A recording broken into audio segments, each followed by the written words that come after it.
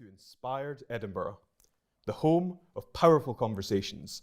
I'm Elliot Reeves, and my guest today is James English. James is a podcaster, documentary maker, comedian, model, and former star of Glasgow-based reality TV show Glow. Your Anything Goes podcast features the hard-hitting real-life stories of sportspeople, comedians, actors, criminals, porn stars, and politicians as you explore topics from murder, depression, and suicide to sex, love, and comedy. In a short space of time, your show has been viewed and listened to across social media more than 500,000 times. Your latest documentary sees you sleep on the streets in your hometown of Glasgow for 7 days and nights, bringing to light the desperation and tragedy of being homeless at Christmas, and shows the plight and passion of people from both sides of the problem.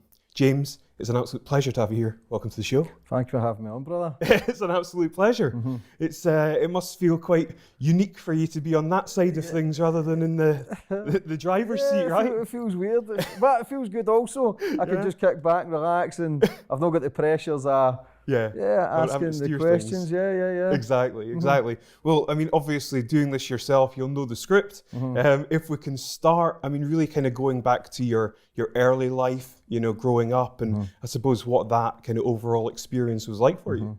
Yeah, I grew up in a place called Possil in Glasgow, which is, he says earlier, it's one of the deprived areas in the United Kingdom. It's a rough place, so you need to grow up fast there. You're surrounded by drink, drugs, violence.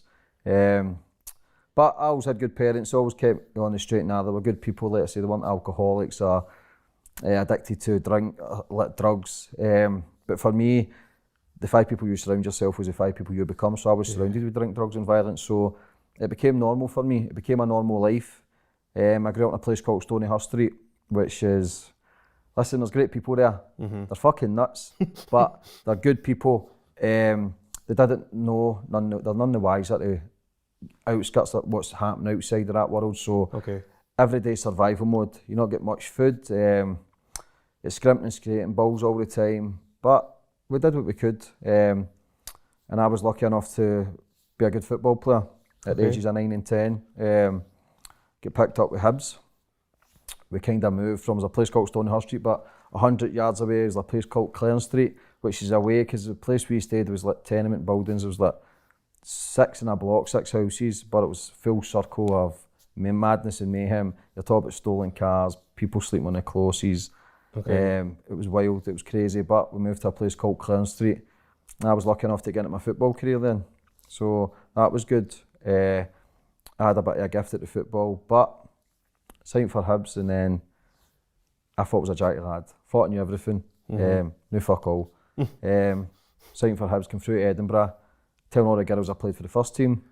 I was only playing under 16s, under 18s, but I liked the night lifestyle. And then I started drinking, and then for ages of 16, 17, I started getting into the drugs, gambling, womanising, and then the life kind of spiralled out of control from there. Do you think that way of life is typical for people that, you know, like footballers who are making wages and they're looking for things to kind of spend it on? Yeah. Is that a cultural thing? Yeah, well, I was going to the bookies with some of the players at 16. But I'd been gambling, thinking about it, I'd been gambling for about 5 years old. Used to play fruit machines with my gran. Really? They didn't really realise the extent. My dad used to take us to a place called Shawfield, which was a dog track.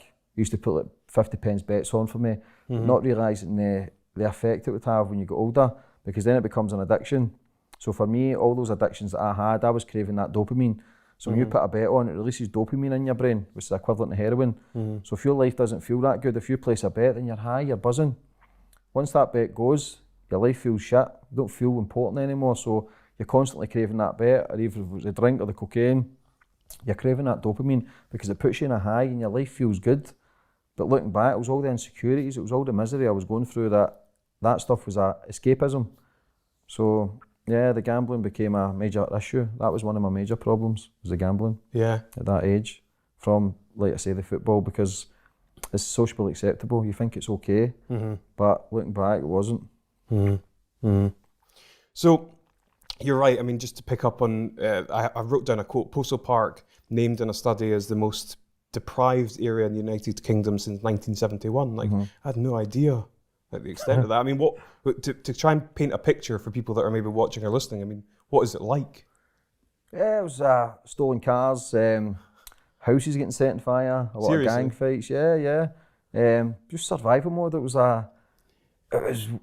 wild. It was crazy. But when you grew up in that life, it seemed normal. It seemed fine. Normalised it, Thinking back now, so many people, so many deaths I've seen. So many people getting murdered, suicide, drug overdose, and like I say, all these addictions are problems. They can come down from generation to generation. You can bin your DNA, not necessarily do these things, you're a bad person. If you're taking drink or drugs, or if you're gambling, or if you've got anger issues, that's a defence mechanism. Even the anger, all my friends who, if I'm honest, they're crazy, but they're good people. What happens is because they're protecting their heart, people are fragile. So if I become loud, if I'm scary, and if I create fear on everybody, then they can't hurt me. So it's a defence mechanism for people to act aggressive because they are scared of getting hurted themselves. Do you know what I mean? It's some of I've spoken to my friend and he says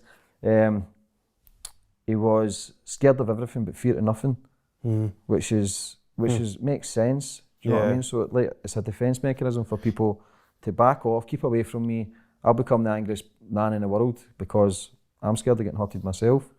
But like I say, it's a great place, and I've got to thank it. Yeah. Do you know what I mean? I've got to thank everything I've done because, like I say, it's led us to who I am today. But how do you maintain a level of sanity when you're around that level, that many stressors? It's hard. It's until you get out that circle. It's until you get out that small box.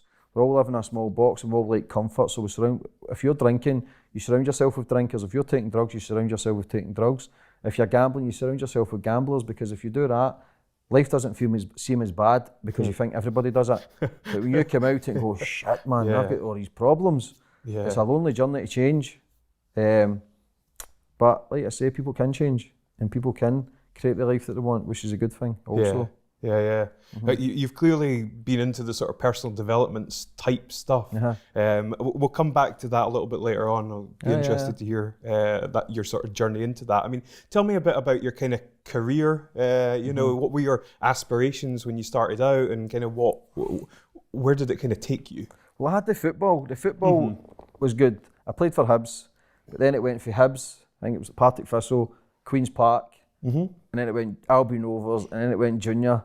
So it just nosedived because my fitness wasn't there, the dedication, the ability was there. The dedication wasn't there. Like I say, I like to women, I like to drink because it felt good for me. It felt normal, realising I'll always make it. I always had that mentality, I'll make it anyway. But the boys who maybe not had the ability of me went right by me because the dedication, the fitness levels, my fitness levels nosedive, while theirs just kept rising and rising. So by the time I 21, left the football, and then for about 10 years, man, my life was a party. My life was a blur. So when did that start? 21 started getting serious out of the cocaine. Started the Charlie at the weekend, and then the sociable, the drink, the drugs. Was a Friday, Saturday, but then it came Thursday, Friday, Saturday, Sunday. And then my dad, he got diagnosed. I got to jail actually. I was in prison at 23. I get 6 months in Berlin. What for? For driving offences. Okay.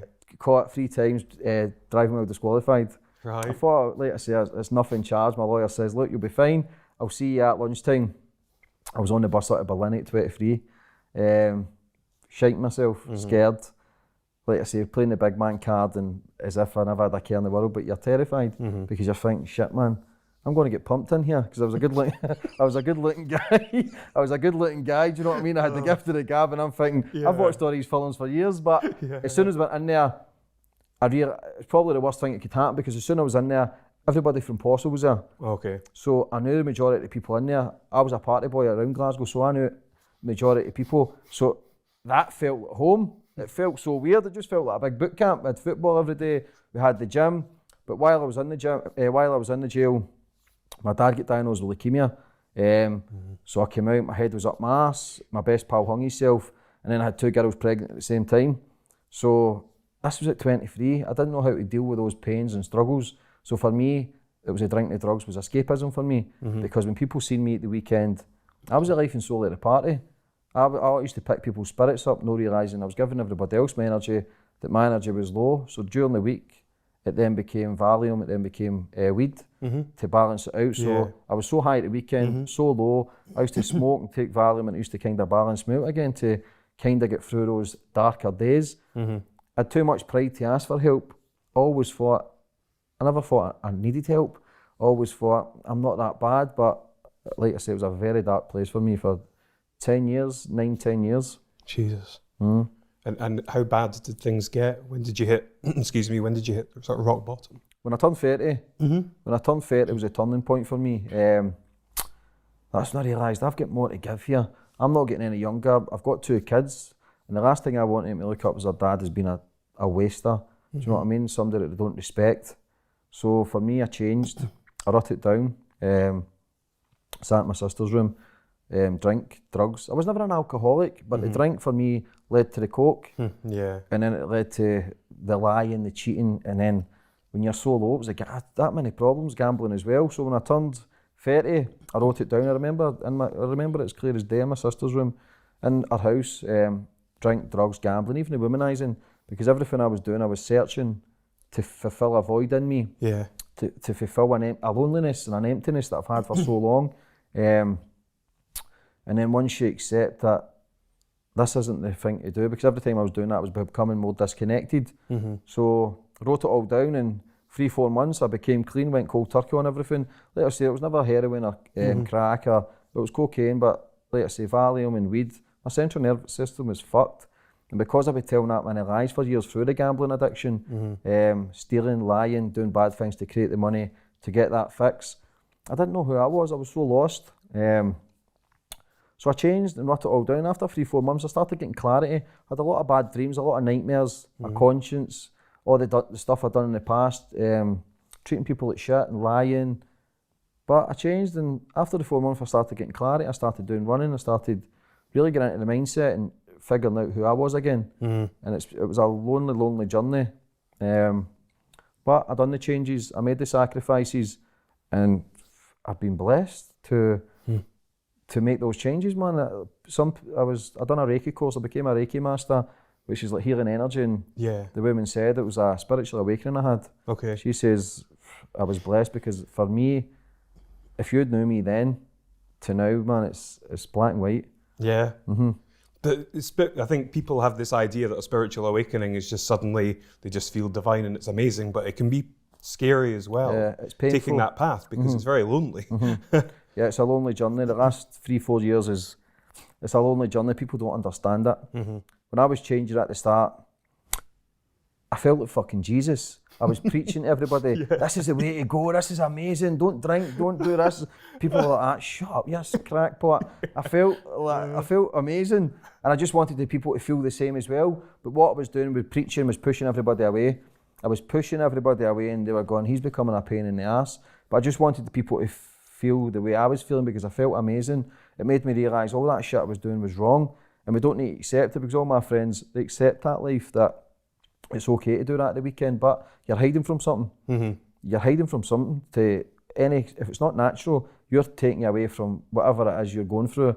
For me, I faced it head on, so now for me it's to keep my light shining bright. If I keep my light shining bright, then it guides everybody else out of the darkness, because people now ask me questions. How did you change? Why did you change? And when I have changed, like I say, actions speak louder than words. My results speak for themselves, because at the time I felt as if I had to show everybody that I changed.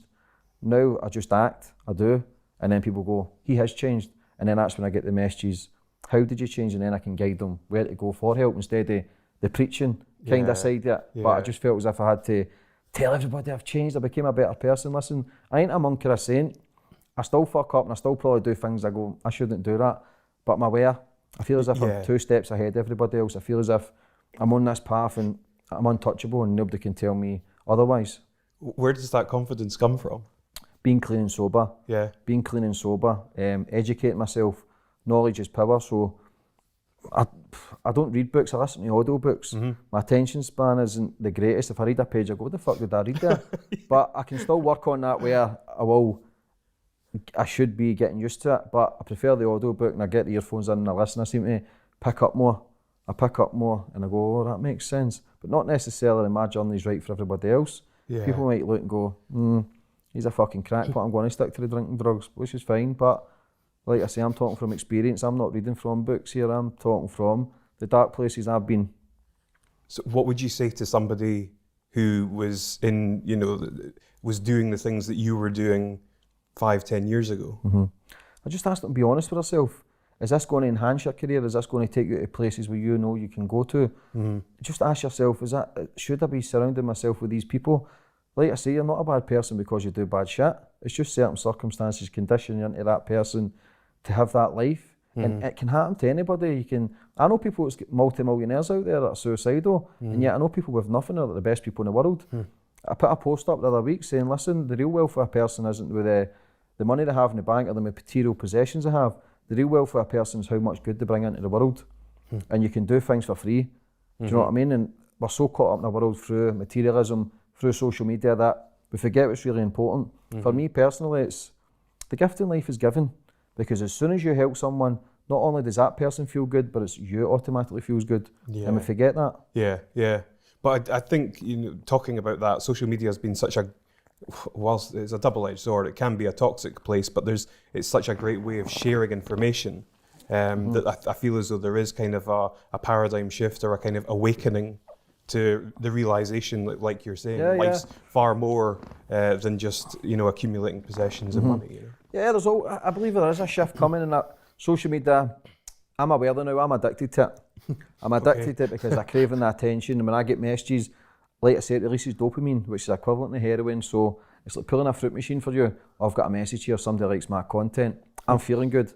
And that's okay, but when I'm spending 4 and 5 hours looking at a screen, it becomes a problem. And I'm aware of this problem because when I wake up in the morning, your first hour is your most creative hour in the morning to balance out your day and focus on what your path is and what you've got to get done. But if you're looking at a fake screen and fake people with fake lives, because that's what it is, your life doesn't feel as good, and you start looking at everybody else's life, and then where your focus goes, your energy flows. So now your mind goes wandering instead of actually focusing on your day. So it becomes then a problem. For me, it's a problem just now. I'm utilising it to my advantage, if I'm honest, as well, to promote everything I'm doing, but I'm spending so many lost hours on it when I could really utilising that to take my career even further. So it's a slippery slope with it. Right. So how do you plan to sort of manage that? Like I say, I'm aware. The plan is to get up. For me, my blueprint is to get up early, 4:30. Seriously? Yeah, 4:30. I seen Mark Wahlberg there 2 days ago, 2:30 he is. That's great. Fucking nutcase. But if it works for him, who are we to judge? Do you know what I mean? Yeah. My blueprint is 4:30. Get up at 4:30, get my meditation, get my breathing techniques. But I'm lazy. Even though people might think I'm doing all this stuff, I'm still lazy. I know I'm not utilising my hours to my full advantage because it's scary to think we're all going to die, and it's scary to think that what are we doing to be good in the world and to create massive change and massive awareness? Am I just waiting to die, or am I creating enough stuff to leave a legacy? Do you know what I mean? I just feel as if I'm not utilising those 16, 17 hours to be the person I know I can become. What are your feelings on death? We're all going to die. I used to be scared of it. Now, fuck it. Yeah.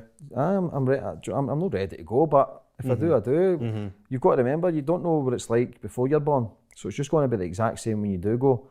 As soon as you're born, you start to die, which is the scariest thing, and that should be the only motivation you need in life, is to realise you're going to die. So what are you doing to be the person you want to become? Do you know what I mean? And I think we're caught up in a fake world, man, where people are stuck in 9-to-5s, people are stuck paying the bills, and before you know it, they've created the fear where they're scared to take chances, they're scared to take risks, they can't leave their job because they've got these bills to pay. I can't work in this, but people prefer Monday, Friday, 9-to-5, X Factor on a Saturday night, bottle of wine and a curry. Listen, if you're happy, listen, I'm not here to judge, but the majority I speak to ain't happy, because deep inside your gut, you know you've got more to give life. You know you've got more to be that person you become. We've all got a path. And whether that's path is whatever the fuck it is that you do, but does it fulfill you? Does it make you feel good? Does it make you feel when you put your foot on the floor in the morning, okay, I'm ready to take on a day? But majority of people aren't happy. Do you know what I mean? And you can't be happy 24/7, but you can create the life that you want. You can be the director of that film. You can just be you and do what's right for you. But people are stuck in relationships they don't like, jobs they don't like. Fucking change it. It's as simple as that. It's as simple as that. Change it, because the only person can fail is you, and that's what I believe. But it's easy for me to say that because I'm on a good path. But I just know that I changed. I made the changes and the sacrifices, and it can be done. Yeah. I'm loving this chat. Yes. Great stuff. How did Glow come about? Like, what happened for that to come together? Well, I got a phone call to say it was happening. I got a personal training job, which is one of my first ever proper jobs at the age of 30, 31. That's when I was doing all my reading, my research, and I was off of drinking the drugs for 17 months. I went to LA. I come back from my auntie's funeral. I was 17 months off it. I decided to have a drink after the 17 months. Okay. And then I just ripped the whole ceiling down. I ended up back partying, gambling after the 17 months because I thought I was strong enough to have a drink, but it turns out I wasn't. So the plan was to go and do motivational speaking. And it turned out I didn't do that. I gave everything up again and kind of went down that slippery slope for a year. But for me, that year was the speed bump that I needed. It didn't last 10, 15 years. It lasted a year because I realised how good I felt. I realised I felt amazing when I was clean. Mm-hmm. So I got back on track. I got a phone while I was drinking again. The phone call came about the reality show. Listen, I rolled the dice with it. I gave it a go. It was a bit cringy. If I wasn't on the show, would have been probably slagging at myself, probably. But you've got to take your hat off to anybody that takes chances. Yeah, of course. And it was a good platform for me. I was a fan's favourite, just saying. So it gave me a platform and it built up a fan base for me. Glasgow's a tough city. Mm-hmm. Very tough. So many critics. Mm-hmm. But I believe that so many people are unhappy with themselves, so it's easy to point the fingers. It's a reflection image. People are just deflecting on their missed opportunities or the things that they want to do but they ain't got the balls. Yeah. So for anybody to do anything new or do something, it takes courage and guts. Like I say, I gave it 2 seasons and it worked wonders for me. It built up my platform, it got people to know me because I was well liked on it. It should have probably done better than what it was, but I believe there's a massive market in Glasgow or Edinburgh for a reality show. Mm-hmm. If all these other places can do it, then why can't we? But I left the second season and that was it, basically. But listen, I made a couple of great friends from it and I would never change it. It was a great experience. It learned me in front of the cameras, it learned me my confidence. But I was still going through that dark phase because that's the year I was drinking. So I was in that part of lifestyle. It was low frequency and I thought that was all cool and that was me craving attention, that was me self-seeking. Yeah. I needed that attention and I still need it. I'm still a poser and I'm still love that attention. Do you know what I mean? But it was a great experience and I wouldn't change it, man. I met some great people, but I look back and you kind of fucking cringe as well. Do you know what I mean? But it opened doors for me. Yeah, absolutely. Well, you know, if you didn't do that, you possibly wouldn't be doing what you're currently doing, etc. Exactly. I think you're right. I think there probably is scope for a good reality show, but it would be nice to see one that's not predicated on kind of bullshit values. Yeah. Going out, getting pissed, having fights, womanizing, you know, etc. The typical stuff that you see. Yeah, but that's what people want to see because that's what the majority of people do. So if they see other people doing it and it doesn't seem as bad, can you imagine sitting there and trying to splurt out positivity or motivation? You don't see that on the TV. You see it in the mainstream media. It's deaths, it's murders, it's rapes, it's suicide, it's wars. Because if they can drill that fear into your mindset, you think the world's a bad place. The world's actually a good place if you want to go and look for it. And if you think it's a bad place, then become the change that you want to become. Do you know what I mean? If you want to see good in the world, be good yourself and it'll have that ripple effect. Do you know what I mean? You can pay it forward, do good, and it will, like attracts like. So if I'm doing good, then everything I do is for me. Do you know what I mean? I've said that to you before on the phone. Everything I do is for me, but I'm doing good to help others as well. So it's a win-win for me. Yeah. It's a win-win. I can't lose. It's true. Do you see yourself going into motivational speaking? I will do in the future. Yeah. Still got a lot to learn. This is part of my journey. I've got different plans and different ambitions on how to do. But definitely, I was going to do that in LA. I was going to start going to universities and stuff. Probably need to polish up my accent. Still get a wee bit nervous, speak a wee bit fast, swear a lot. That's lack of vocabulary, I think. I just don't think. So? Yeah. I was never a good listener at school. I was always a daydreamer. Looking out the window, just daydreaming. Yeah. So that's the thing at school. You use the left side part of your brain, which is your crunching numbers, your memorisation. your right side's your creativity and your individuality, which I think we forgot about that now because nobody wants to be an individual. We're scared to be ourselves, dress ourselves, talk ourselves because we think, what do they think? What does she think? Fuck what anybody thinks, man. Yeah. Do you know what I mean? Nobody's going to agree what you do. For me, is if I was to tell people my visions and ideas, they've already spoke me out my ideas or visions because they're reflecting their fears onto me because they don't understand the journey. So it's about doing what's right for you and creating what you want. Do you know what I mean? Everything in real life we've attracted, whether it's me sitting here, you sitting here, we've thought it up. Everything that's created in this universe has started off with a thought, whether it's cameras, aeroplanes, cars, this couch. Do you know what I mean? Somebody's thought about it. And if somebody says 100 years ago, wherever an aeroplane came out, that I'm going to make an aeroplane, people would have laughed and thought they were crazy, but they done it. Do you know what I mean? They done it these steps to get their end goal, their end product. I think Edison was 3,000 times or 10,000 times to make the light bulb. Do you know what I mean? Can you imagine he stopped after 2 or 3 times what the average person does? You're set off for failure. Do you know what I mean? You don't need to see the full staircase, but if you can take the first step to hit your goal, you're in the right direction. It's 99% of success is failure in my eyes. Totally. It's fail until you succeed. Yeah, but it's interesting, Edison actually, because Edison, I think, said he didn't fail like whatever it was 3,000 times. It was just a 3,000 step process. Yeah. Such a great way of looking at it, you know? Because it says 3,000 times, but now we're saying it's 10,000. Do you know what I mean? So it's trial and error. You can never fail. The only person that can fail is you.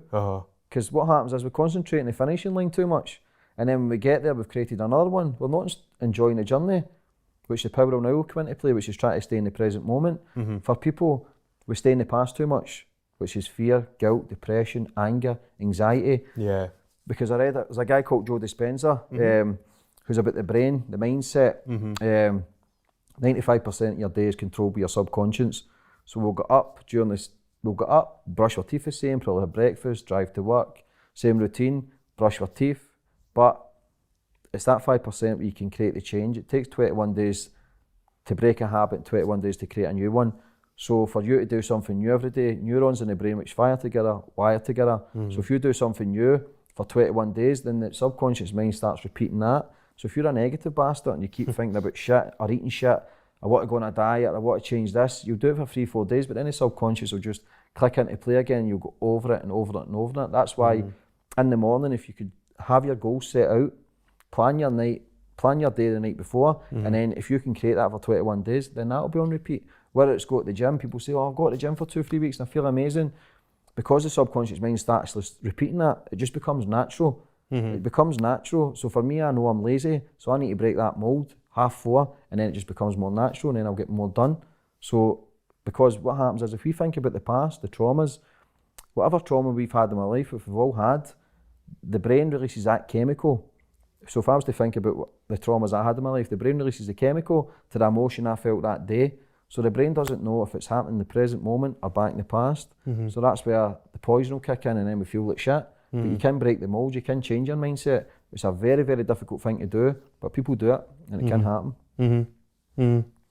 I don't want this to come off as in any way disparaging towards other people, but how many people do you think that the things that you talk about, it kind of resonates with them, or they're like, oh yeah, that's right, you know? Yeah, no, well, it's just like I say, it's about education. It's just about becoming aware and just digging a wee bit deep and trying to understand things a wee bit more. I just wanted to know where addictions came from. I wanted to know why I was like that. I wanted to know why I was the person I was, because everybody's got goodness in them. When you're born, everybody's got goodness and greatness in them. I think it's Einstein that says that everybody's a genius.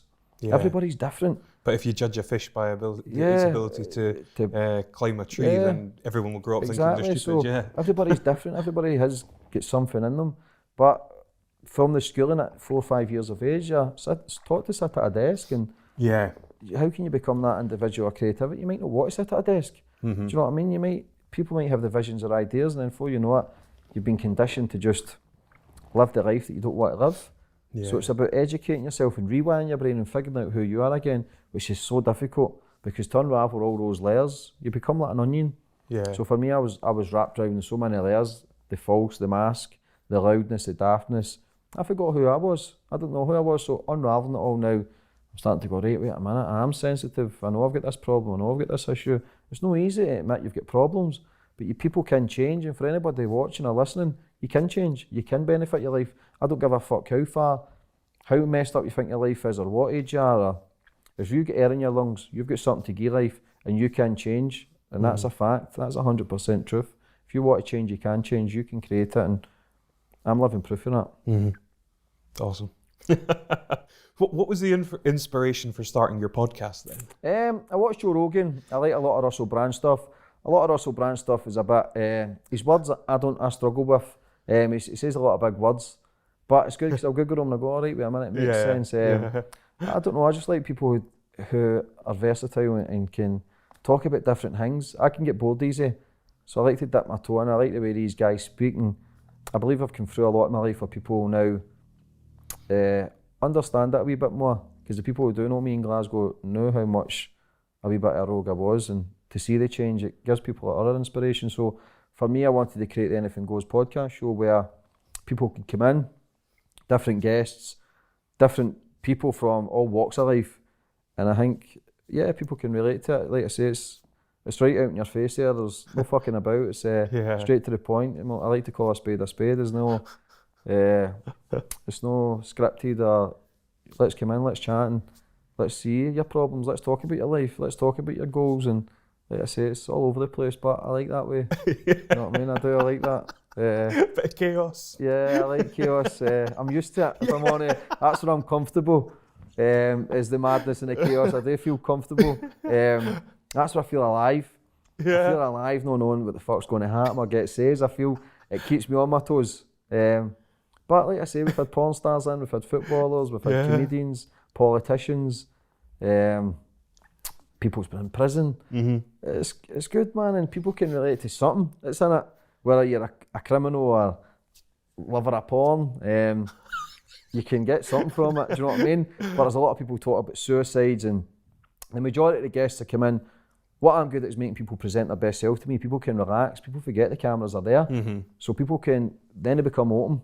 If I talk about my problems, go, wait a minute, he's got fucking problems, I've got problems, so you start competing against each other to tell each other who's got the most problems. The thing about life, man, we've all got problems. Don't ever look at anybody and think, he looks as if he's got a great life, because nobody knows everything's internal. The external stuff doesn't mean fuck all. The big car or the house or the jewellery, trust me, it doesn't mean anything. So for anybody watching, don't look at somebody and think, I wish I had their life, because you don't know what's going on inside.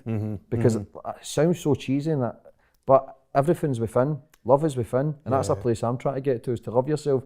Because sometimes, I dyed my hair last week.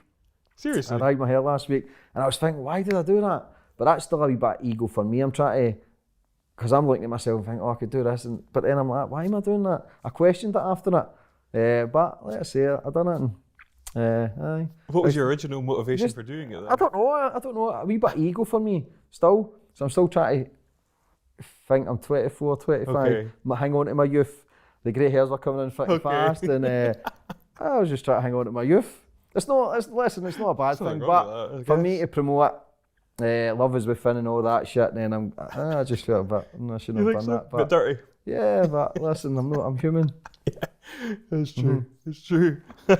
Your podcast does get a lot of engagement. Why do you think that is? It's honest. There's no fucking about. The Glasgow crowd are a tough crowd. Do you know what I mean? And they'll see through bullshit. They see right through it. So for me, it's as honest as I can be. Like, I'm not a saint. I still tell lies, but I'm honest with myself. I can be, because if I can't be honest with myself, I can't be honest with anybody else. So the good thing is that people respect the honesty, because the majority of people, we are struggling. We're in pain. We don't know what happiness is anymore. So when you can show them a wee bit of light, then people can engage onto that. Right, wait a minute, oh, I like that. Yeah. Listen to the mindset, listen to these breathing techniques, listen to the guests that have changed. Do you know what I mean? Yeah. We've all got different paths, and people can relate to it, I believe. Well, they're starting to relate to it more now, because the bigger your profile becomes, the more people who take notes, and then they start listening, because then they can see the change. Yeah. They can see, all right, fuck man, he has changed, which is a good thing, and it makes me feel proud, because the amount of people who are maybe on drink or drugs or suicidal I get every night is unbelievable. Yeah. But the people who've come on the show, or the woman Anne Rowan, she lost her son to suicide. So what happens is, trauma's happening in your life. and lay in her bed for a while. She probably suicided herself, because you start blaming yourself. Was it me? Was it this, that? So it can go over, your mind can go overboard, and she never let it defeat her. So what Anne did was set up a 24-hour suicide centre. Now she's saved thousands of lives where people can phone up and speak, not just for people who are suicidal, but for people who've lost someone to suicide. These places do like a thing called havening, which is amazing. Reiki, just someone to speak to. And she used that to her advantage, her son's death, and now, like I say, you can either make it destroy you or you can make it kick on in life and do something more important. And she's a prime example that she never let her trauma affect her. Now she's doing massive things. A place called Chrissy's House, man. People phone up, like I said, some of these doctors close at 5 o'clock. Suicide's always going to be there if you've got those thoughts. Yeah. They're 24/7. Amazing people. Met them loads of times. I've got an event actually this week for it, which I'm looking forward to. But yeah, it's good because people watch that and they realise that they're not alone. Yeah. Because our mind goes overboard. We're all fucked. Basically, we're all fucked. Yeah. It's trying to find the balance, what makes you feel good, and it's okay not to be okay. Yeah. Do you know what I mean? It's okay to have problems. It's okay to look at somebody and wish that, but you've got to understand, how's it making you feel? Do you know what I mean? It's okay to ask for help, because 75% of suicide are male, because for the area I'm from is a tough area. So listen, everywhere's a tough area probably, but if you're from those scheme areas, if you're fighting or you're crying, it's toughen up, man up. Real men don't cry, so before you know it, your time you hit 30 or 40, you don't know how to handle feelings and emotions, so you just want to end it. And it's scary to think, being suicidal, I've probably had the thoughts, but I've never had the balls to actually follow through with it. But for people to sit there and think nobody cares, or it must be scary, because the only thing with suicide, you're not really, if you take your life, you're not really taking your problems away. What you're doing is just passing it on to somebody else, whether it's a loved one or something like that. And it's scary to think that people are alone. They're not alone. There's plenty of places out there offering help. So when Anne lost her son, it was over 1,000 people at his funeral. Just didn't feel as if it was good enough, or it's easy to think you're taking your pain away because you're not worthy. But like I say, man, everybody is, and people can change their mindset. So yeah, it's good. So these are the people that are coming on the show, and they're making a massive difference. So it's good, man. I'm loving it. I'm really loving it. That's brilliant. It really is. I mean, it's well documented that suicide's obviously the biggest killer of young men in the UK. Like, it's awful. It really is. I think sometimes people, I'll be careful what I say here.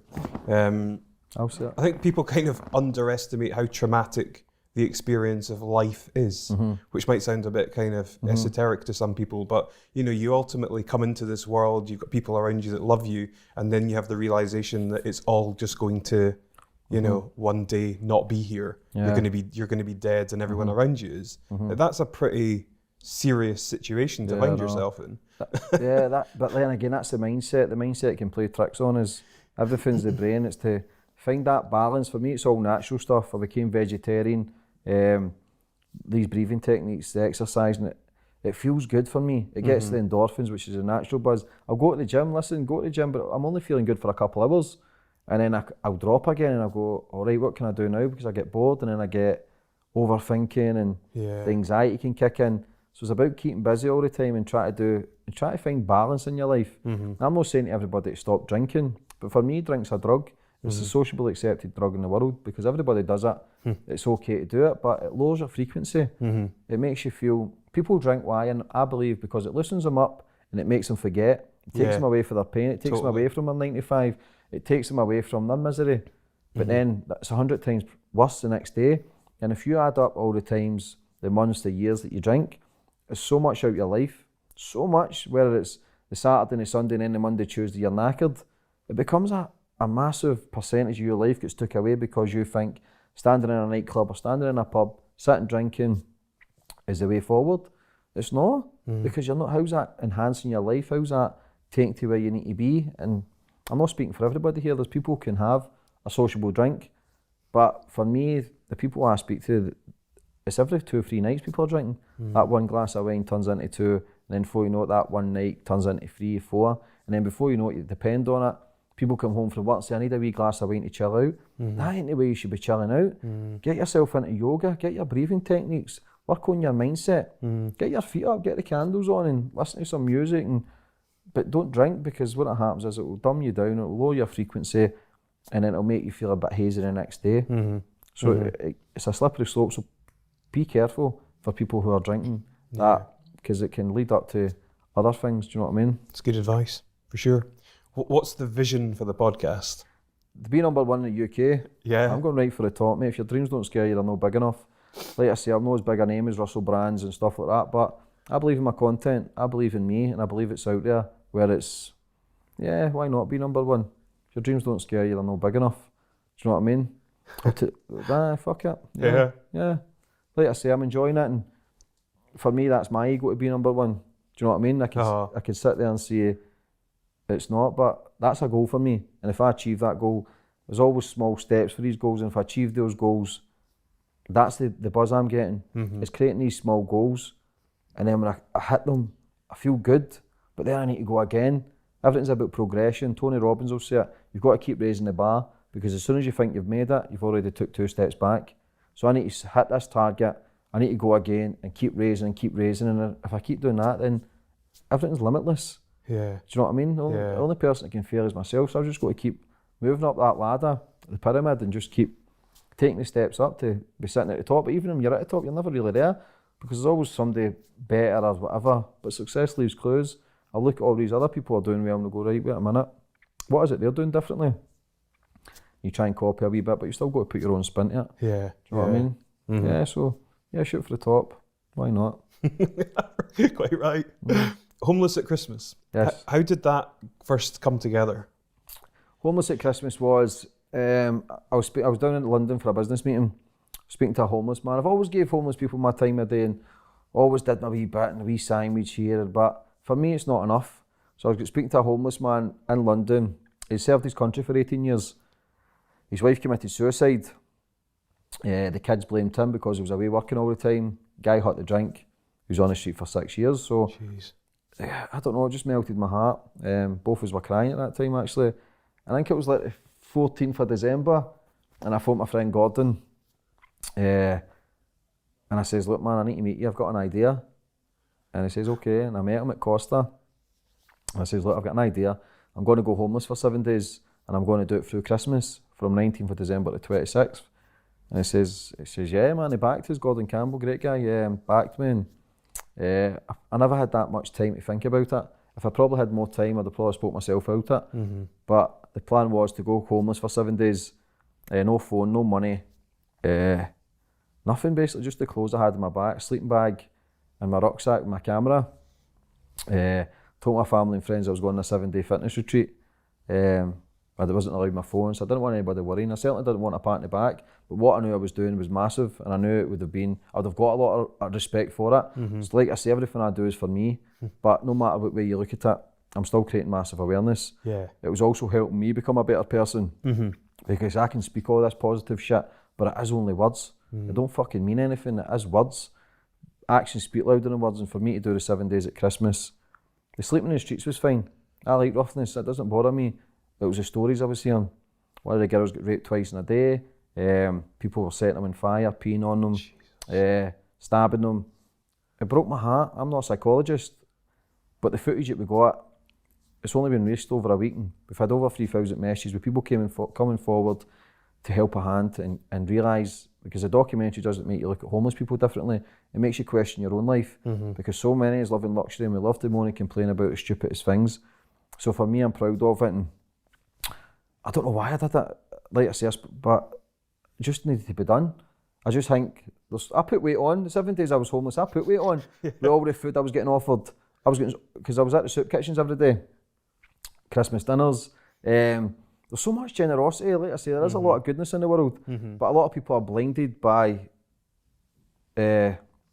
life, and everybody's got their own problems, and we can't just save the world, do you know what I mean? Yeah. But just showing somebody that you care, 2 minutes of your time, just because there's a lot of beggars on the street who aren't homeless as well, do you know what I mean? I'm not saying save everybody, but there's a lot of people who are con artists, there's a lot of professional beggars, but for me I was sleeping in the streets with the people who were homeless, who have kind of gave up in life, and that's low self-esteem, that's low confidence, that's not just a case of rehoming someone, because you can't just rehome someone that's got addiction problems. I know people out there with 2 jobs that can't keep a house. So for you to rehome someone, they'd lose the house anyway. So it's come up with a new system.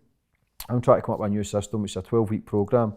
While within this 12-week programme, we've got drink programmes, drug programmes, mental health programmes. We've got psychologists in. I've got veterinarians in. I've got yoga teachers. I've got motivational speakers. I've got comedians. This system's a 12-week programme. It's so off the cuff, but something needs to change. Yeah. Something needs to change, and there's so much red tape around it, but I've got to roll the dice. We've got to try these things, and like I say, I've got different visions from everybody else, and like I say, there's so much charities out there who give food and blankets and food, but for me, I need to change the mindset, and I can't force change upon people.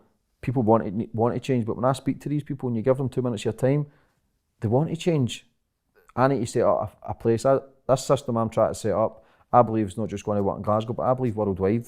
Jeez. Do you know what I mean? Because you're homeless doesn't mean you're dead. You still got a personality. There's people in my full of laughs and jokes. Yeah. Do you know what I mean? Yeah. You just kind of lost your way, and it's easy done. And this is the scary part of society now. It can happen to anybody. They say you're only 1 or 2 paychecks away from being homeless.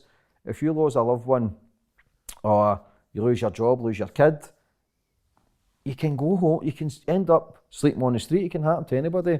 So this documentary awakens people, and that's why it's been so powerful, because people can relate, people can go, wait a minute, we're all human beings. In my eyes, we're all connected, we're all as one. And if you're helping somebody else, I'm doing all this stuff, try to help others, but like I say, I'm winning. I feel good, it's rewarding me, and that's the no matter what way you look at it, I'm winning. I feel good. Do you know what I mean? It's a selfish way, but it's selfish in a way. It is and it isn't. Do you know what I mean? I'm still creating good, but like I say, it's me. It's rewarding. Whose responsibility do you think it is to help try and fix the homeless situation? Human beings. There's 7 billion. There's over 7 billion people in the world. People blame councils and the governments. Stop pointing fingers. Take fucking responsibility. If you want change, become the change yourself. If one person, me and my 2 guys, can create massive awareness and create thousands of people to create help after a week, then what would it be like if we had 1,000 or 10,000? Stop pointing fingers, man. There's so many people live in council estates from the government, stay in these houses. It's not the government's problem that the mindsets went to some people that they've accepted that life. Do you know what I mean? But as human beings, it's just 2 minutes of your time. Just forget what's important. That's a human being sitting there. That's somebody's son or daughter, somebody's friend, somebody's mum or dad. Do you know what I mean? It's just, you think all the people that walk by in the city centre every day, there's tens of thousands. Do you know what I mean? And so for me, it's just to make the moves myself and create these things. It's trial and error. The thing I've got with the 12-week programme, I know it'll work. But like I say, I'm going to make a lot of mistakes. I want to get doctors in as well, people to give it a couple of hours at a time. Every month, I believe a lot of people want to help out. I believe with this new vision and new idea that people will come forward to help out. And I know it'll work. I know it'll work. If I keep educating myself on the mindset and how to create the change in the mind. There was a man in my documentary who was 32 years on heroin, changed his life. Guy Charlie changed his life, and now he's doing amazing things. Now he's helping other people change their life. People can change. That's the beauty of life. These mistakes make us who we are today, and all the fuck ups I've done, man, I'm proud of it. I've still got a conscience, and I'm sorry for everybody I've fucking done wrong, but I've still got to be proud of it. I can't live there and go with a regret, because then I feel like shit, and then I can't do all these big things that I'm doing. So I just got to accept it, move on. Now it's all about the present moment and creating the future that I want. Awesome. Awesome. Well, kind of on that topic, and we're going to go a bit deeper into the sort of philosophical stuff just now, but what do you kind of think is like your purpose in life? Helping people. First of all, you've got to help yourself, which is the main thing. There's so many people helping everybody else, but I believe if you're trying to save everybody else, it's really you that needs saving. Do you know what I mean? I just believe I'm getting in a good place mentally where I'm all feeling good. And all the materialistic stuff, I've said it before, listen, I'm a big poser. The hair and the tan, and it is all bullshit. When I'm helping somebody, that's when I really feel at one. That's when I feel alive here, because I walk away feeling I've done something good. I've done something good here. Do you know what I mean? So that I feel good, and that's what we should be craving. Helping people.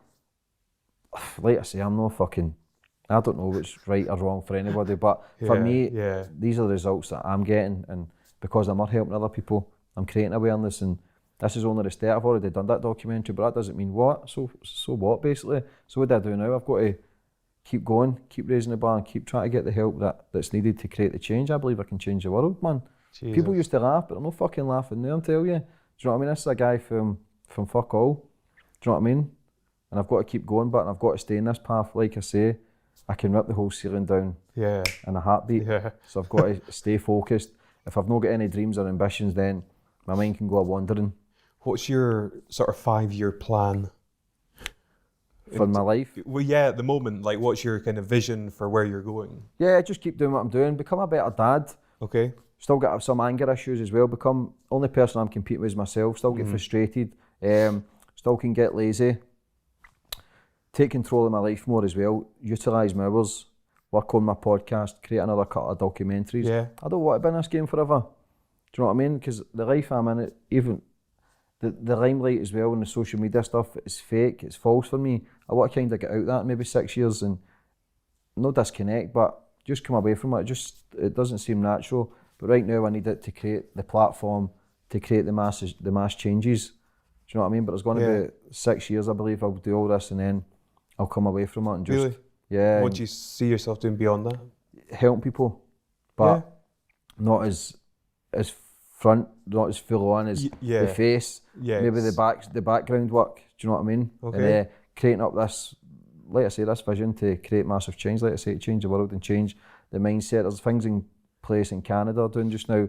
The homelessness figures have dropped massively. Success leaves clues, so why are we not copying these people? Yeah. So I just need to, like I say, keep working on me, becoming a better person every day. Because I've still got a lot of faults and flaws that I go, I shouldn't fucking do that, man. I need to change that. Okay. So it's just become a better version of myself. I don't know what's 5 years round the corner. Yeah. I don't know what's going to happen tomorrow. I don't know what's going to happen tonight. Do you know what I mean? I could be lying in a boozers, full of coke and fucking lying in a big puddle of piss. I just don't know. Inspired Edinburgh just sent me down a slippery slope. Cheers, big man. Do you know what I mean? I just don't know. It's just to be a better version of myself. Yeah. Keep improving on me. I'd like to get in really good shape again. Yeah. Because listen, your fitness doesn't define you as a person, but mentally I feel good about myself. Do you know what I mean? And the money doesn't define you as a person, but I feel good about me if I'm doing the right things. Because, like I say, I become lazy. I can sit in with my crisps and my chocolate at night, and I get that's my comfort zone. But it happens every night. Do you know what I mean? And then I feel like a fraud, because if I'm promoting all this positivity, how can I do that if I need to lead by example? Yeah. Do you know what I mean? I need to take the reins and become this blueprint that I've got in my mind to I want to be. And it's no easy. It's no easy, but I'm doing it. I'm still doing it, but I'm aware of all these wee things that I go, fuck's sake, should I be sitting in my bed eating a big packet of McCoys when I should be out running or something? Do you know what I mean? Do you know what I mean? So I kind of kick myself because this is just conditioning for so long, mate. Yeah. My dad used to we used to go out at like 10, 11 o'clock at night. He used to go to the petrol station, and it was like bars of chocolate. Used to get the paper, and I've still got that conditioning in me. Like I'll go to the shop at 10 o'clock and I'm eating a packet of crisps, but I know I'm doing it, and I'm like eating myself as if I've done something wrong. Do you know what I mean? It's not the worst thing, but it's not taking me towards the person I want to become. Yeah, yeah. So it's slippery. Yeah. What would you like your legacy to be, James? A good guy, a guy who's changed, a guy who's done massive things. I want people to be proud of me. Do you know what I mean? I want people to go, yeah, he did well, that man. He did well from what he came from and how he did. And I want to lead, like I say, I want to be at the forefront now and lead by example and show people that can change. I want to create massive changes. I'm not in it for baby steps. I'm in it to change the world, man. I'm in it to change and make moves and create massive changes in people's mindsets. And like I say, everything's baby steps, but these baby steps are becoming serious strides now, and people are starting to sit up and take notice of what I'm saying and doing, which is good, man. It's good. Like I say, I'm proud sometimes because I'm living this. It doesn't feel right. It doesn't feel, it just, every day feels the same. Do you know what I mean? In this picture in your head, you think, when I get this far and that far, that's it. That's what I've achieved. I've done it. But when you get it, I still feel the fucking same, man. I'm still eating my McCoys and fucking sitting in the house thinking shit. It does, nothing changes. Do you know what I mean? And that's the tricky thing in life, because what happens is, for a couple or whatever, they'll say, right, I'm going to get married, I'll get a house, But when they get it, they're still fucking miserable. Do you know what I mean? Nothing changes. Because, listen, I'm not saying for anybody to don't get married, but for me, when you do that, you've got these goals in your mind when I'm going to get the house, the baby, the marriage, but when you get that, you go, is this it? You've got a 25-year mortgage, you can't really, you've got a guy there or a woman, you probably can't be fucking sicky anymore, but you're in it the long haul because you've signed up for it. Do you know what I mean? But is that, we've just conditioned to think that's the way forward, that's the final piece of the jigsaw. But it's not, because when we become a couple, there's so many happy couples out there, but when you become a couple or whatever, this is a guy that's never had a serious relationship, but do you know what I mean? So it's hard for me to judge, but when you become a married couple, then you kind of stop working on you. You kind of forget who the fuck you are. You kind of become settled and in a routine, and that's where probably frustration, the anger kicks in maybe 5 year, 10 year down the line, because we stop working as human beings. For me personally, I want to meet somebody who's going to push me and see my visions and vice versa, to help build these dreams and ambitions instead of just getting the house and I've got 2 kids, but another couple of kids and settling, because you can come into bad habits, and I don't want that. I don't want to just settle. I kind of want to get everything in place and take over the world, man. And I know it sounds crazy, but maybe I'm just scared of commitment as well. So I've just jumped over the gun here, but That's fine, man. it's probably just a wee bit scared of commitment. But for me, I just don't want to just settle. I don't want to just settle for that final piece of the jigsaw that I need this diamond, the girl needs a diamond ring in her finger, or, do you know what I mean? Because a wedding now just looks like a big party. Do you know what I mean? Where's the love in that? Because they say the deed of the ring, the most chance the divorce.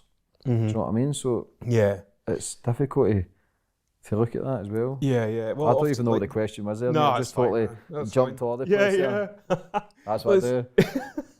I think it's often the whole expectation versus reality thing. You know, you think that because you're getting married, everything's going to change, but it won't. That won't always necessarily be the case. Yeah, that's what was that. Because, like I say, when you get these things, nothing changes. I still feel, fuck me, where's my McCoys? You know what I mean? I need my comfort. Because people keep telling me how good I'm doing, and I kind of know in my mind I am, but I still feel the same. Ain't nothing's changed. Do you know what I mean? It's fuck all changed, which is scary to think that I keep doing these things, and that's where I need to keep creating more goals, because if those goals go, my flame will go out, and then that's when I'm scared that the bad habits kick in again. So it's a very thin line, it's thin ice. Do you know what I mean? So I've got to keep going. If I stop, then I'm running that boozers. I'll be champing your door at 5 in the morning, mate, for an after party. You know what I mean?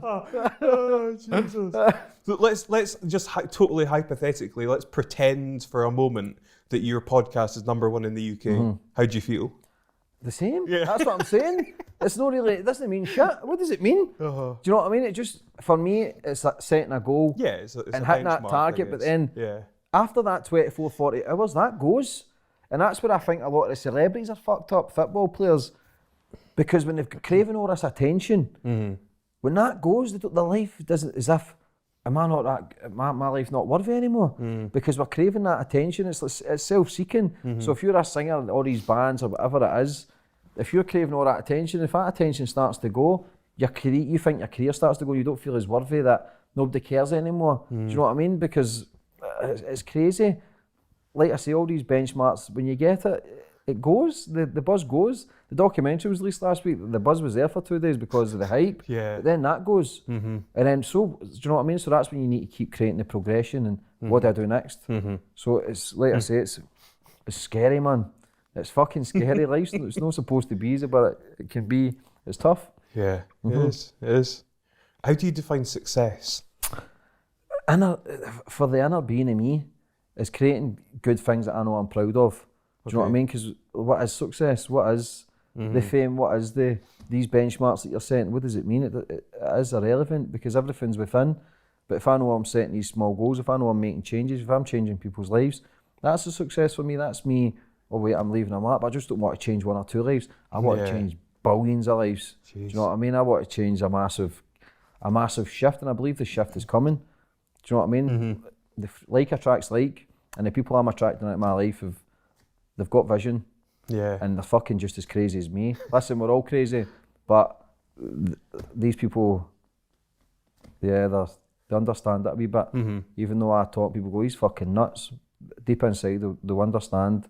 They'll still feel it in their core that, wait a minute, you're actually talking sense here. Do you know what I mean? So for me, the success is within for helping people and creating change. I mean, I've said it again, but when I'm doing all this, it's me it rewards from it. It's me it feels good. And like I say, I'm not, people say if you change one life, you've done good.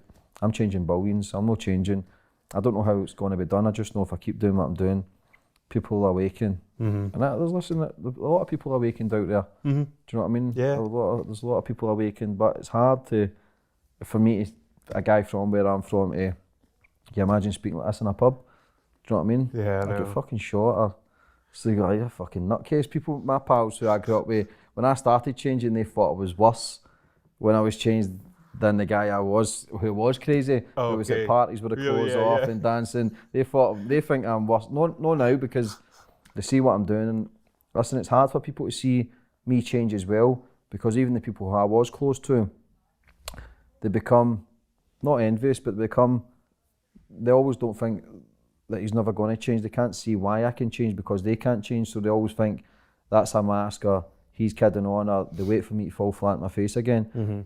Because what happens is if you start doing something in your life and you start doing good, then people start getting annoyed with themselves because they start questioning, why can't I change? If he can do it, why can't I? And then the frustration comes in, so the friends who say you are friends become your enemies as well. Because even though I'm doing good, there's people will support me, but there'll also be a lot of people there waiting for me to hit that hurdle. Yeah. So, which is one of the bad things about it, try to do good. Yeah. Because everybody's got different opinions of everybody. My mum's got a different opinion of me, maybe the ex-girlfriend who I've cheated on, he's a bastard, him. But everybody's got different opinions, but it's hard for people to change their views on you when you're trying to change. Do you know what I mean? So if I can't focus on anybody else, I need to do what's right for me. Absolutely. And move forward with that. Do you know what I mean? Totally. What's the best piece of advice you've ever received? Oof. That's a good question, that. You're going to incorporate that into the podcast, are you? I might, aye. Aye, thank you. I knew there'd be something positive coming at this today. I knew you were good for something earlier. What is the best advice I've ever been given? That's a good question. Not really thought about that, actually. Not really been given good advice before. Yeah, clearly. No. All my advice, everything I've really educated myself with is probably through podcasts or through audiobooks. The thing that changed my life was The Power of Now, the book The Power of Now. Yeah. He was the one that, it was an ex-girlfriend that gave me that book. So I was going through the change. It sat in my company for 2 years, and then I got the earphones in, and that's the thing, just before I turned 30, is the transformation was Amazing, The Power of dude. Now. Yeah. I listened to it a couple of times, but he's a boring bastard, man. He's like wee ding, and he talks to it, I'm like, so chapter 1, it took us about a year and a half to listen to it, but I kept falling asleep. But that was the thing, the thing that the stuff in that made sense, was about the present moment, which is so difficult to live in the present moment, especially surrounded by everything. Unless you're a monk, you're never going to have that sense of bliss. You're never going to have that sense of peace and harmony because we're caught up in this fast world. But The Power of Now was massive for me. The Power of Now, and I read Outwitting the Devil, a lot of Louise Hay stuff, Abraham Hicks. Yeah, brilliant. I liked Tony Robbins, and that was great at the start for me. Les Brown, but I kind of went, they got deeper and deeper. Louise Hay, Abraham Hicks as well, great stuff. About the vortex and see all these motivational speakers, they speak the same. It's just different words. It's all the same path, where it's the law of attraction, the power of now. It's all kind of the same shit. Yeah. Just different voices and different words. They kind of spin it around. Do you know what I mean? Totally. But the power of now was I wouldn't, because I've never had anybody give me advice and I would go, oh, that's changed my life. Do you know what I mean? Yes. So for me, the power of now was the turning point for me. Thanks, Ek. Nice. Eckhart. Get him on the podcast. Put me to sleep. I want criminals and porn stars. You know what I mean? Old Decker.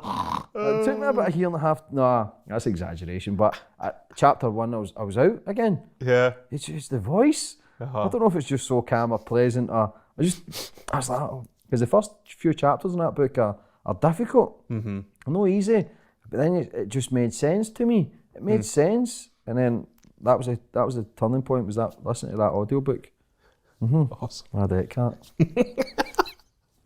If you had the opportunity to speak to your 20-year-old self, what would you say?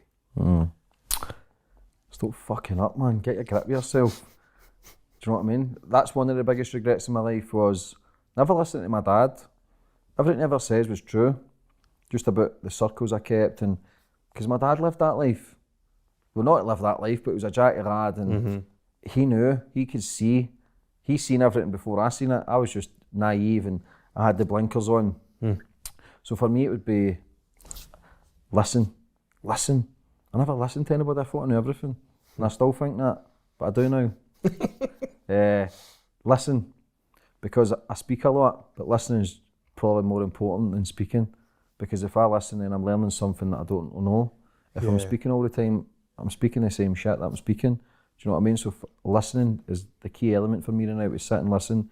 And that's what I've worked on in my podcast, is to listen to people and actually what they're saying. Because at the start if they start speaking, my next question's already, I'm not listening to a fucking word they're saying, but I'm ready to just throw in that question. So I'll throw in a question and it doesn't make any sense of what they've said. I'm just ready to go, right? Hurry up and finish so I can jump in. So for me, it's to listen. Is a key element for me to kick on in my life. Is if I was to list 20, if I was 20s, and it'd be listen, James, because people did try to help me, and they say you're fucking up, but I never listened. But I must have eventually, it must have all come into play, because I've got a lot of good people around me. But that was the only thing. My dad, I never listened to him. He knew, so I hope he's proud. I can 100% relate to what you're saying about the podcast. That gets easier. Good, I hope so. Yeah, it does. I hope so. Definitely. Because I'm waiting, I've got the question, right, hurry up, fucking finish what you're saying, so I can throw that question at you. And it doesn't even make any sense what they've just finished. Yeah. I just have that question. Yeah. So that's just, listening is a key. Listening is just, if not more important than speaking, because we're learning something new. Do you know what I mean? Everybody knows something that we don't. You'll know stuff that I don't, I know stuff that you don't. And that's the key, because that's me trying to preach again and try to throw everything that I know on people because it works for me. It might not work for me. Do you know what I mean? So the key for me is listening. I'd tell myself to listen. And I'd definitely listen. Yeah. Yes, I can't remember who said it, but I suppose it's the sort of belief that you can learn something from everyone. Yeah. Everyone's got something that you can learn from. That's I think a really good who says that. I heard that as well. Yeah. Yeah. You see, I think I've heard a few people saying it. Last question. Big question. Yes, give me it. If you could change anything in the world, what would it be and why? What would I change? I don't know. I would take away the money, I think. I think money's the root of all evil. Yeah. Yeah. So it is, that's greed and power. If I could change anything, I know it might sound crazy to people, but money's only been here for a few thousand years. Humans, planet's been here for, I don't know how many humans, I've cut 100,000 years, some say millions, but the planet's been here for billions of years. Money's an illusion. We crave it. We feel as if we need it, but that is only paper. And greed poisons men's soul, and it's greed that unbalances the world. So if I could change anything, I'd take away the money, because I feel as if it was love, compassion and honesty, the world would be a great place. The world would be an amazing place. Can you imagine 7.5 billion people loving each other and being happy? And why can't it happen? Because money controls it. Money controls everything at greed, and everything we need to do in life is for money. At the end of the day, everything we do as end product is for money, which is scary. And well, it has to be. That's the way the world is sadly how been it set evolves. up. And it is only paper, and for you to look at that and crave it, then it's crazy in my eyes. And listen, I'm sitting here with a suit on, and we need it to survive. Do you know what I mean? But we don't need it also, and it's the way the world. And I think the world's just a wee bit upside down, and it can be tricky. And for people watching or listening, I know it might sound crazy, but for me personally, money's it's the root of all evil, and it's creating mass destruction, because everything that's created through wars is through greed, through the money. Where it's the banking system, whether it's poppy fields, whether it's the guns or whatever wars are created, it's whatever behind that is created through the evil of men try to take control and the powers of the world, which is scary. So yeah, for me, if I could change anything, I'd change money situation. I'd make it dissolve. Yeah. Yeah. No, I do. Well, on that basis, I do have one other kind of two-pronged question, I think. What would you replace money with? But this is kind of diverging, but hopefully it'll come to the same thing. If you were to recreate the way that we live on Earth, or take everyone from Earth and put them on a different planet, what would it look like? How would it operate? What would be the means for exchange and bartering? Yeah, just honesty, speaking, helping each other. You wouldn't need to exchange anything. Do you know what I mean? If people needed a hand with anything, then you would help. You would give a helping hand. Everything would be natural for me.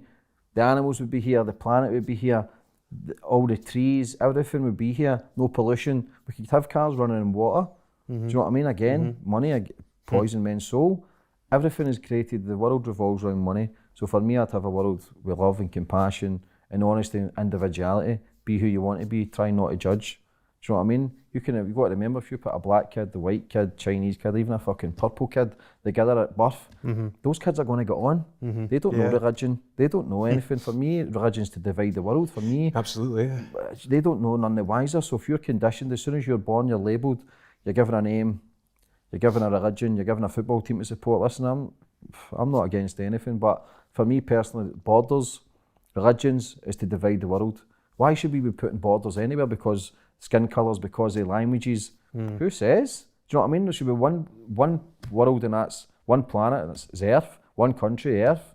In my eyes, do you know what I mean? There's 7.5 billion people. Why are we not under it? We're all under the same roof. Yeah. Do you know what I mean? We're all divided, because it's greed, trying to power everywhere. I think United Kingdom, I think they've basically ransacked nearly every country except about 22, 23, but yet we're going about immigrants. Do you know what I mean? Everybody's human. Same as the Native Americans in America, and I'm totally going off track here, but I think there's like millions and millions of these people were murdered. They were in America first. Yeah. Do you know what I mean? It was just, we're controlled with power and greed, and there's only a small majority of people controlling this world, and it's crazy to think, but the power of the people is so strong, and the people can waken up and realise we can have a good world, we can have a good... I might never see it in my life, but the world, there is a lot of goodness goes on in the world, but if you can create that ripple effect and create the changes and the stuff that we're talking about, other people, maybe somebody will see it 10, 20 years down the line, and it'll make them want to change, and maybe they can jump on that. And you look at all these people who stand up for people, your Malcolm X's, your John Lennons, and massive people who stood up and stood out the circle and try to awaken people. All right, they may have got took out the cards, but it's just good to like I say, just keep educating, keep learning. Yeah. For me, I'd have a one world, just want no countries, no bullshit, no fences, no nothing like that. Just have it. That's just me. But like I say, I've got a different path. You know what I mean? Yeah. Well, people should stop watching the news and start watching the James English just podcast. Yeah, exactly. That's a good way to get 7.5 billion in it. I'm actually a fraud. This is all bullshit. I just want to get everybody to watch my podcast. You know what I mean? And give me sponsor money. So I'm a fucking fraud. You know what I mean? We can preach all this shit, but we're still in the circle, in the bubble ourselves. Yeah. We need to survive, do you know what I mean? I know. It's crazy. But like I say, I don't want to contradict myself either. Yeah. But it's hard. It is. Do you know what I mean? Totally. Yeah, I know. I'd love that. Everybody be happy. And, do you know what I mean? Because I see a lot of people, if you say hello to somebody on the train or whatever, walking the street, I think you're a fucking madman. Everybody's on their phones and do you know what I mean? It's so crazy. It's so crazy, but listen, each to their own. You know what I mean? Pub now. James, I've had a brilliant time with you. Cheers, mate. Listen, thanks for having me. It's an absolute pleasure. Cheers. You're absolutely somebody that kind of raises the vibration of the people that you're around, which I think is absolutely Appreciate awesome. That. So, it's been a pleasure, Listen, honestly. Thanks for having me on. It's great to meet you, man. Pleasure, Thank you so much. Thank you. Cheers. Cheers.